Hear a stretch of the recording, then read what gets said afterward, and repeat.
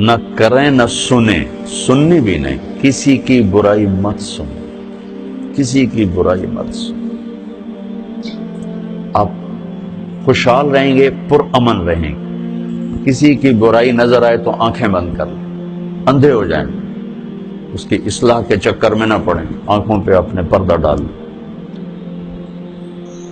ایک صحابی کہہ رہے ہیں ارید ان یسرنی ربی یوم القیامہ، میں چاہتا ہوں اللہ قیامت کے دن میری پردہ پوشی فرمائے۔ آپ جواب دے رہے ہیں استر عیوب اخوانک یسترک ربک یوم القیامہ، تو اپنے بھائیوں کے عیب چھپا، اللہ تیرے عیب چھپائے گا۔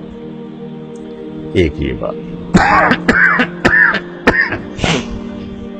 نہ کسی کی کمی بولو، نہ سنو، نہ دیکھو، تو آپ کے دل کا برتن صاف رہے، خوش رہو گے۔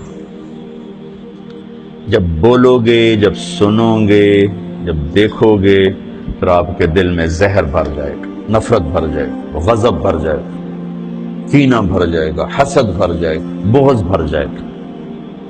تو بہت بڑی چیز میں آپ کو بتا رہا ہوں کہ اپنی زبان پہ آپ قابو پانا سیکھ لیں، تو آپ کا اپنا بھلا ہے۔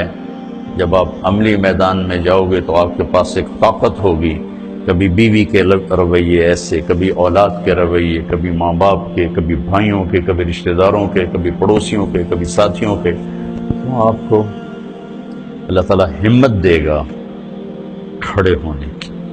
تو ایک تو آپ سب بچے اس کی نیت کرو کہ زبان پہ انشاءاللہ قابو پانا، ٹھیک ہے؟ سچ بولنا ہے، جھوٹ نہیں بولنا۔ جھوٹ لعنت ہے ہر انسان کے۔ اچھے بولنے ہیں، غیبت نہیں کرنا، بہتان نہیں باندھنا، کسی کو بے عزت نہیں کرنا، کسی کی بے اکرامی نہیں کرنا، کسی کی اصلاح کے چکر میں اس کے عیب نہیں پکڑنا، بس اپنے دن رے دنیا اپنی دن۔